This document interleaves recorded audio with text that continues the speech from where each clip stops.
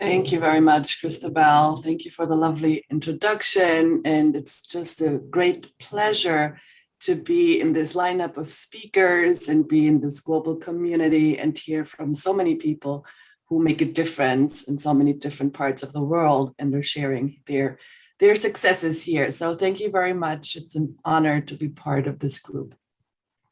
Today, I want to share an approach on supporting children well emotionally in everyday life and family life, but also in an education environment. And as I'm going to share my screen with you, I have a little presentation for you. As Christabel said, I do a variety of things in the disability and rare disease community. However, this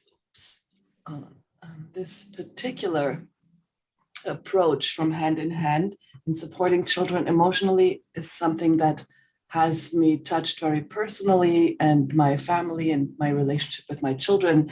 And I have started to impact other families who raise children with special needs and to support their children well emotionally and support families well emotionally, because parents are very, very strained. All parents, especially in this environment nowadays with our pandemic, we all know and appreciate more the value of mental health and how difficult it is to maintain that, especially for families. And if you have children with special needs and disabilities, it becomes even more challenging.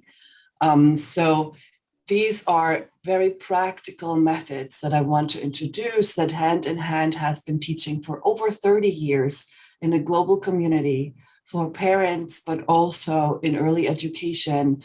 Hand in Hand has recently done a study with Harvard University on the impact of their tools in early education environments. I'm not going to go into the details of the study. I just wanted to mention it to give you an idea on the scope of how the implementation of these tools has been used. So Hand in Hand Parenting is the organization that was founded by Patty Whipfler 30 years ago, also a mother committed to raising her children with compassion and in a non-violent way. And she was also a early education teacher. She ran her own early education schools. And between working with families and in her school, she developed 5 very practical tools to support children well emotionally. I myself focus my teaching of these tools in the disability community and focus on parenting with children with medical needs. And my own teaching is through my website on respectful parenting.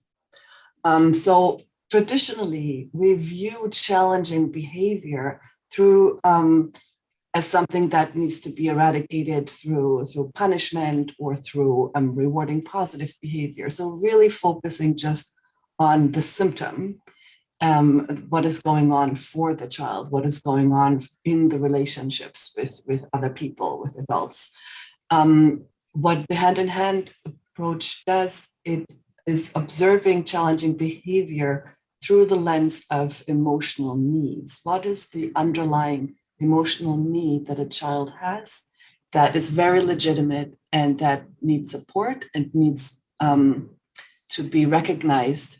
And then children are able to be more cooperative with us. So our very basic assumption is that when children do not behave well, it is not because they're trying to give anybody a hard time. It is because they are unable to comply for emotional reasons. So it's not a matter of reward or punishment of the behavior. It is really a matter of building connection and trust in a relationship so that the child can function well. And on one hand, we try to strengthen children emotionally, stabilize children and making them emotionally strong, creating experiences of closeness, of connection, of being in control of their lives. And that counters helplessness that they encounter and fear they encounter. And it allows them to be more cooperative in everyday life when we need them to work with us, when we need them to focus, when we need them to follow our lead. And the second component is that we try to support when things get hard, when things get difficult, instead of try to isolate and punish children. So we support emotional processing by listening, validating experiences, and teaching co-regulation. So these are the two main perspectives that we take. We try to strengthen the child emotionally and the relationships they have. And we try to be supportive when things get hard, so that difficult emotions can be processed and overcome instead of just suppressed. And these tools are also amazing because they are very practical. It's not an approach that has big books that you read and that all make sense. And then you are in your everyday life and you're like, so how does that supposed to relate to what I have to do with my children? How I have to bring them to bed, how I have to teach them, how I need them to eat their food. So these tools are practical everyday tools that can be implemented in every life situation. So I'm going to give you a quick overview over all the 5 tools. I will only have time to discuss 3 of them, four. We'll do 4. And most I can never. It's always hard to leave something out. So the first one is play listening, that promotes your child's laughter to connect and release tension. So laughter is one of the best medicines in life, and for some parents and some teachers, that comes very natural. And they can use humor and laughter with children to connect and to get them to feel safe and be able to comply. However, if this is nothing that comes natural to you, it didn't come natural to me either. It is a skill you can actually learn through these tools. Then we have stay listening. That is one of the tools that is really there to support when things get difficult. That is listen deeply with warmth and attention at the most challenging times. We will discuss this tool in detail today. And we have special time. We will also discuss this in more detail. It's putting your child in charge for a short chunk of time, giving you loving attention. Special time is a one-on-one tool with the child, which is a very specific tool that complies with the #1 parent recommendation of the World Health Organization through COVID. World Health Organization #1 recommendation is spend one-on-one time with the child to strengthen them emotionally and foster healthy relationships. And special time is a very specific tool that does just that. Then we have setting limits. That is always the biggest question that parents have, how to set limits with my children effectively, that they listen, that they cooperate. And if we set a good foundation with a strong relationship as a teacher or as a parent or as a family member, then we will be able to set limits in the way that Hand in Hand does, which stops off-track behavior with love, warmth, and respect very early on. When we see the off-track behavior, I will also speak to this tool, not in depth, but I will definitely explain it a little bit more.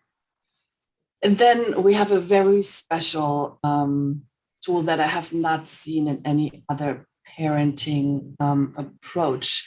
And this is listening partnerships. Listening partnerships is a tool for parents. It is also successfully introduced in early childhood environments for teachers.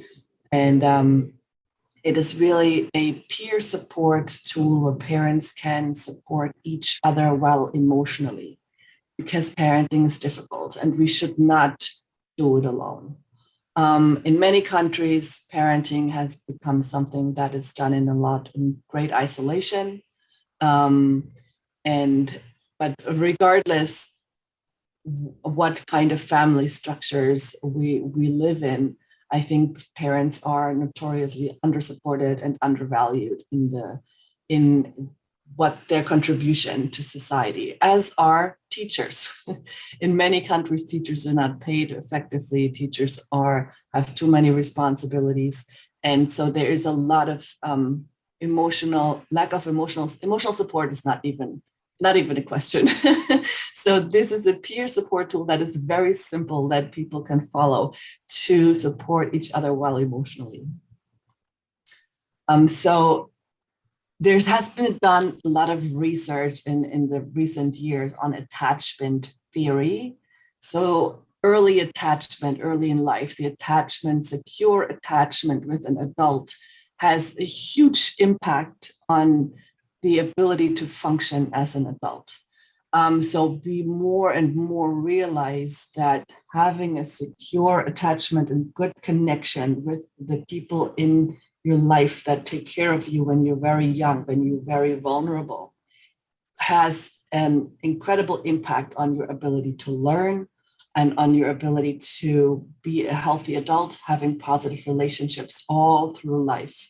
So connection for children is a very, very basic need that we need to really focus on when we talk about early education and early development. So secure relationships where children feel not threatened, where they feel safe, where they feel they can trust and they can experiment and they can be themselves. So traditional methods of dealing with children in difficult behavioral situations oftentimes erode trust, erode safety, because children are threatened. Children are physically or emotionally abused a lot.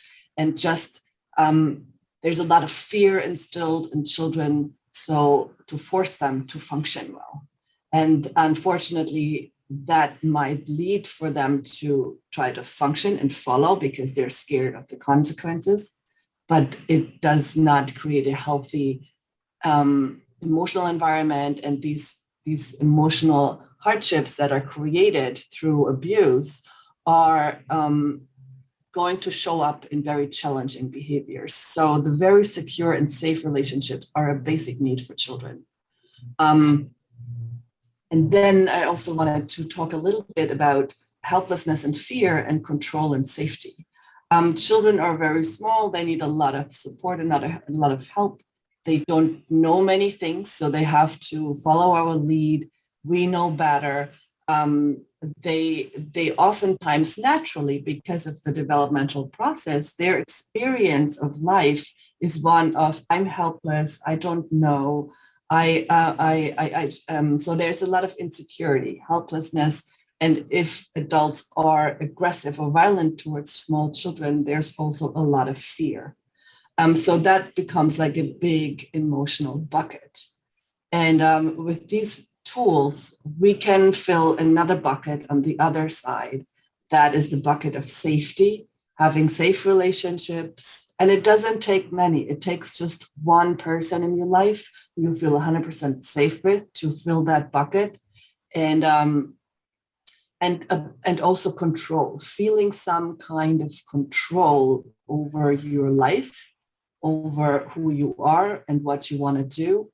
And for children, play is always the main, especially for small children, the main tool to learn and to develop and to make experiences. So having experiences of being in control of their life in a supported relationship really can counter those experiences of helplessness and fear that can lead children to have difficult behaviors and emotional problems. So these are the basic concepts that we address with these tools.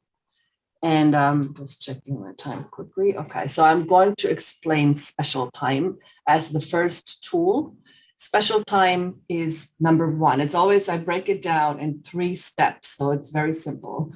And the first step for special time, I try to use a lot of pictures to help illustrate, especially in an online environment, to kind of show what it looks like. So we see a dad playing with his little boy on the floor, playing with blocks. And number one for special time, offer your time and attention. So the adult decides a short amount of time that they can dedicate just to the child and only pay attention to the child. Then number two, the child is in charge. Here, similar picture, we see a mom playing blocks with the child on the floor. So the child is in charge. The child decides what happens. And we don't teach, we don't say, oh, this is blue, this is yellow, none of that. We just follow the lead of the child during that time. So here comes the control, like having an experience of, oh, I can lead, I can be the person who makes decisions, and it's safe. And the adult follows with enthusiasm. So we really, even if the kids want us to run around the room for 10 minutes, and we hate running, we're going to run and we're going to love it. So, and that's why we have the time limit, because we know it's only going to be 10 minutes. So we really, and it's a very great gift for the child to have an adult in their life who gives them that type of attention and that type of reassurance for a set amount of time. And that can be done at home. I have a slide with some variations of pictures of parents with children with different ages. This can be done even with babies, propping a child up on your legs and looking at them in front of you and interacting with them, having older children play role plays with whatever they want to do at whatever age. Oops, that's wrong direction. Sorry. And here another little overview of what special time looks like. So the adult decides for how long. For families, usually we recommend 5 to 30 minutes per child. In schools, because of the environment being very different, it's usually 3 to 5 minutes, oftentimes 3 minutes, with the focus of a teacher on one child that really needs that kind of attention, and have a great impact on the child becoming more compliant and easier to manage throughout the whole day. Let your child know that you are offering special time. It's important for the child to know that we are offering this so that they can take ownership of the time and that they can also ask for it. My children like to ask and say, oh, can we do special time again? And that doesn't mean I have to do special time right this second. It just means I'm making a mental note. Oh, you need that type of attention. I know, I'll find time whenever it works for us. You set a timer. It's important that the ending is not initiated by the person giving special time, but from an outside source. And you offer you undivided attention. You don't multitask. You do not speak to other people. You do not answer your phone. You do not do the dishes on the side. Full attention. The child is in charge and leads the play, and the adult follows with enthusiasm. We set limits only for immediate danger. We want to give the child as much freedom in making decisions as possible. So we can, some people have limits on screens in families, or there can be limits, but you have to be careful thinking about it and really try to give the child as much freedom as possible. So this is special time, a very, very effective tool to get started with these tools because it's so strengthening. It really, my daughter, I started this with her after she was traumatized by a dog attack. And I was looking for help for her because I could see how she was emotionally having such a hard time. And I found hand in hand, and I started with special time. And in the beginning, she would just play with tiny little figures on a table, like little, and she's a sass, and after a few weeks, she would climb onto that table and jump into my arms during special time. Like she became so much more confident about her abilities. And I think especially children with special needs really struggle a lot in feeling accepted and feeling valued and feeling in control of their life. So this can be a very, very healing tool. Again, this is a strengthening tool, and we're also going to look into how to support a child when things get hard. And the tool I want to introduce on that side is stay listening. And stay listening is when children having a hard time. So here we see a child crying on a step and an adult sitting close and having her hand on her head and listening.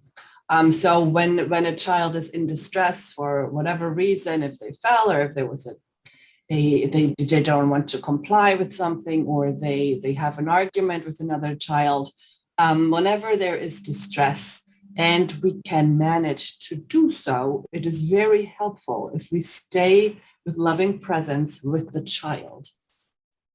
And then number two, we listen with love and attention. So again, our attention is really gold in the relationship with the child. And just listening without much explaining, just listening to the child expressing their feelings. And what happens is, if we have hard feelings inside of us and we have a person, think of yourself, but if you have a friend you really trust and you just go and you just cry and you just say, it's so hard, I hate it so much. And the child gets an opportunity to just express these hard emotions, just bring them out.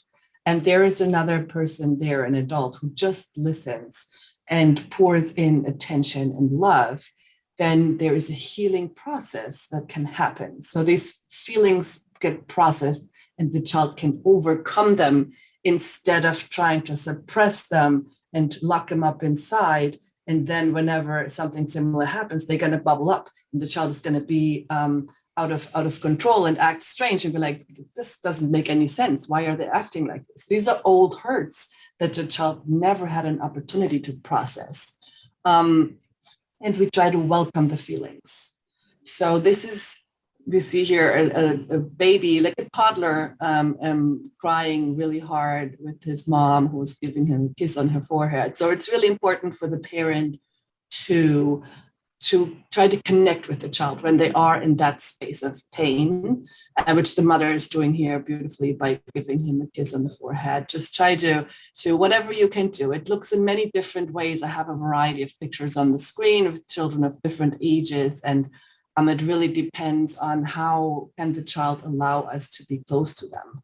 And as children change, as the age changes, that can look very different, which we can see here. Okay, just not yet. What I want to say, in an early childhood environment, school environment, or in families, listening in this way is not always possible. And it is also not always necessary. But we have to know, on one hand, that whenever we listen to our children having difficult emotions in this way for even a minute, 5 minutes, 10 minutes, we are giving them a great gift. We're moving in the right direction. We're helping them build down those hard emotions they carry inside. And we also have to know that if we're unable to listen sometimes because we have other things we need to tend to, that's okay. What's going to happen is the child will keep these emotions in their little emotional backpack. And we know they're going to pop up again. So, and we will get another opportunities to support our child through that. It is not easy to listen. It's a process to listen to children like that, especially if you have not experienced that as a child yourself. So support for the parents and the caregivers is very important. And limits, the way I wanted to just briefly graze how we set limits at hand in hand. And the basic concept is listen. So that means first we try to pay close attention. What is actually going on in the situation? Do I need to set a limit? Or can I, is it the child that is off track, or is it me that is off track? Oftentimes when we become more aware of situations, we can see clearer who is actually the initiator of a situation. So we listen and then we limit. When we limit, we do that in a kind and physical way. And especially if you have children who are hard of hearing, That will come more natural, probably, to come close and set a limit in a kind, physical way so that the child can understand. For other families, it's often like yelling across the room, stop this. So that is oftentimes not effective and just gets us more agitated and the child more agitated or non-compliant. So we really try to move in close because we offer that connection. I see you're not able to function, meaning you're not defiant, but you're not able to. And I'm here to support you and make sure you're if you cannot control yourself, I will help you to be in control, to stay in control, to keep you safe and to keep others safe. So we bring the limit and then we listen. Oftentimes, well, not oftentimes, all the time, when children are unable to behave, to cooperate with us, it is because there's hard emotions that they carry that are bubbling up. So the stay listening I just described is something that will come up when you set a limit in this matter. And I just have two pictures that kind of illustrate a little bit the difference between traditional limit setting, how it looks like visually.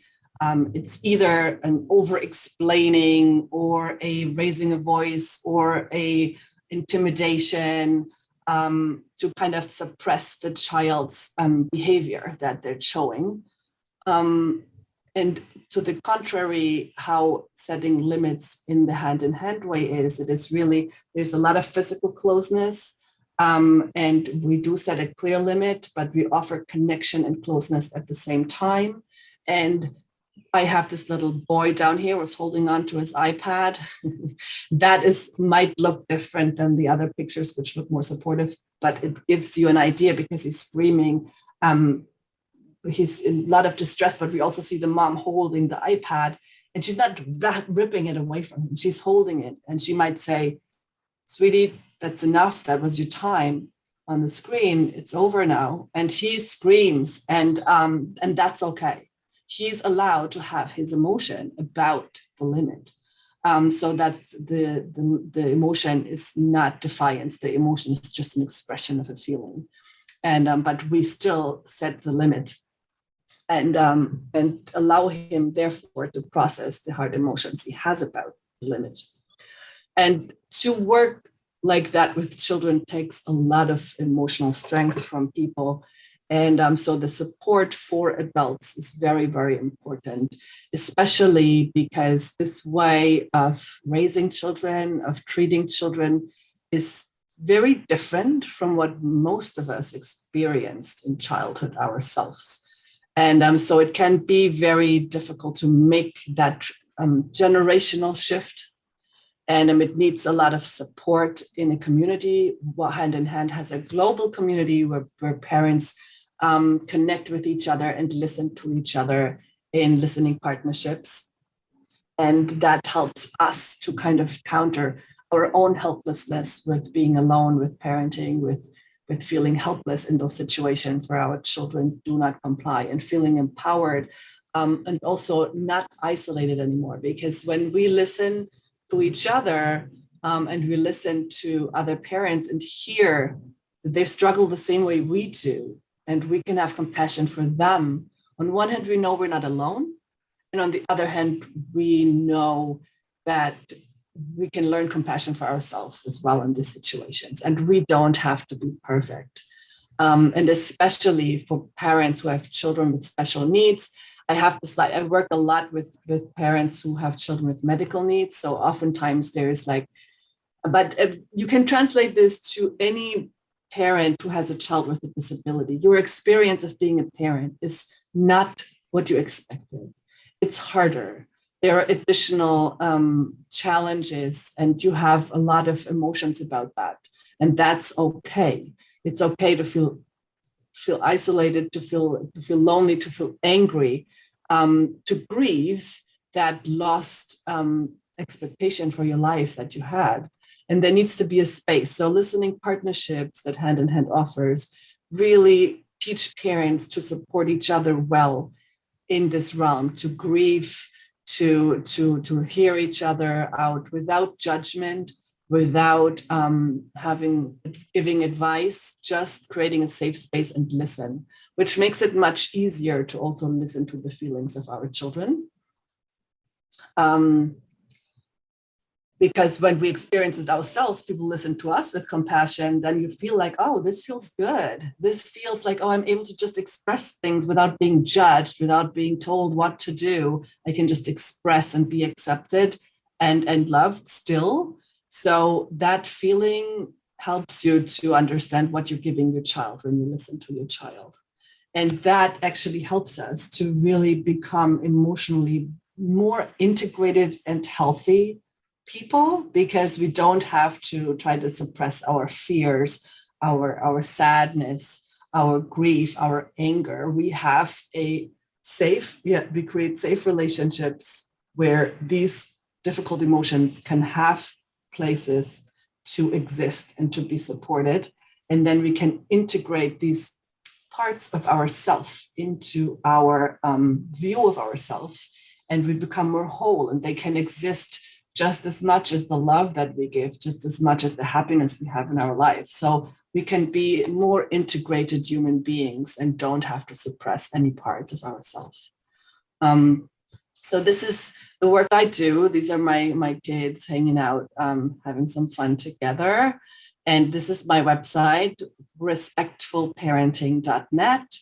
I also have a Facebook group, Respectful Parenting, where you can connect with me. Here's my email address. NGOs. So NGOs who work either support parents who have children with disabilities. I did a starter class, which is a 6-week. You know, in the African society, mostly children are not allowed to really express themselves so much. So we have an adage that like tells you that you don't question the elderly when they talk. You just have to obey, or obey before complain, that kind.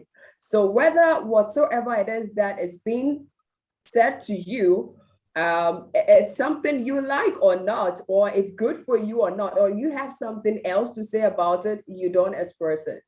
And it has really, really caused a lot of emotional, issues within us. And then we're able to contribute to societal development and even how to relate with people, understand people, and all of that. So your answers. I would like to ask the first question, Johanna. What role do parents have to play in their what's emotional development? What role? Yeah. Yeah. Parents. It's the most important role, right? But thank you, Christabel, most of all for your comment. I really can see that you really understood deeply what I was talking about. And being a parent, I think it's exactly what you said. You're thinking back, it really, everything that you experienced in your childhood, you start to remember, you start to question, you start to have to make decisions. Am I going to do it just that same way? Or am I going to do different? And if I do it different, how am I going to do it different? And so parents really have the most important role that deserves a lot of respect and a lot of value.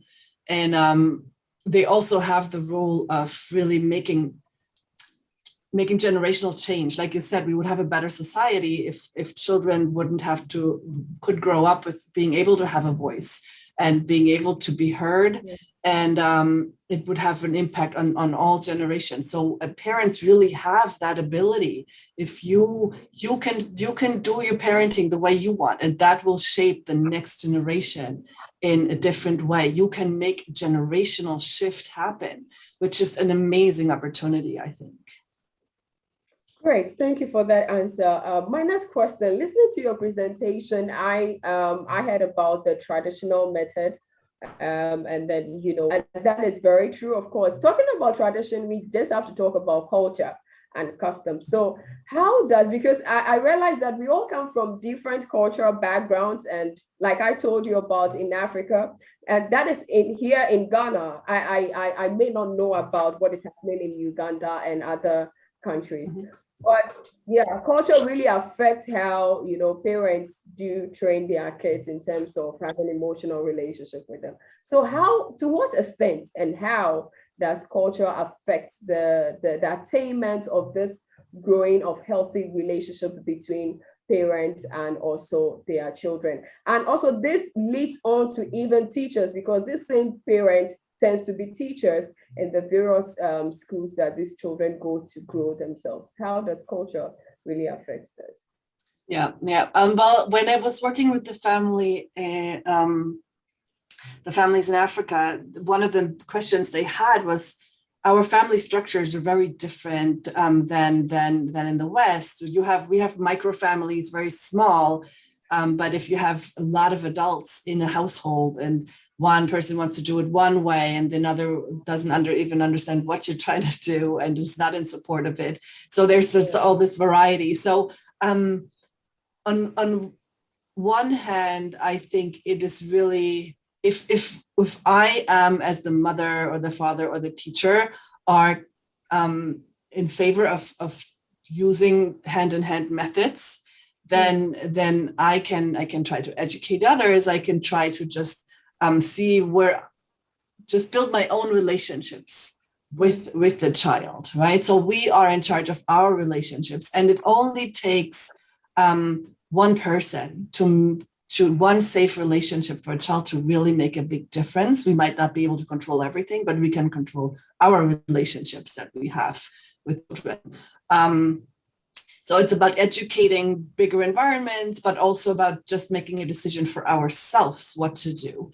And what I noticed speaking to parents in Africa or in Germany or in the United States, anywhere, is that a lot of parents who this resonates with are like, this is how I felt inside all this time. This is my intuition. This is what I wanted to do. I couldn't put it in words, but I kind of tried to go in that direction, but I wasn't really sure about myself because so many people tell me otherwise.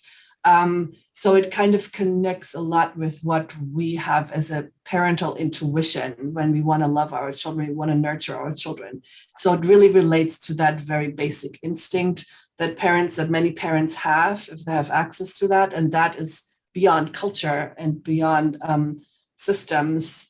And so it kind of transcends culture in that way, and just human connection, because it's really about human connection, and human connection, parent to parent, human connection, parent to child. And human connection is something very basic that we all share, and Hand in Hand has a huge community of parents supporting each other. And when we talk to each other in listening partnerships, we all follow very simple rules on what to do, what not to do to create a safe space. But we talk to people all over the world. So whoever connects with whoever, I might connect with a woman in Russia or with the dad in South America, because our times just like we both like, oh, I need somebody to talk to, and everybody respects the rules, and we connect as human beings. It doesn't matter our culture. We just support each other in that way, and you can really see how culture is not that important when we connect on a very basic human level. Yeah. My next question is, whose role is it to educate or groom the young children in their psychosocial development? Whose major role is it?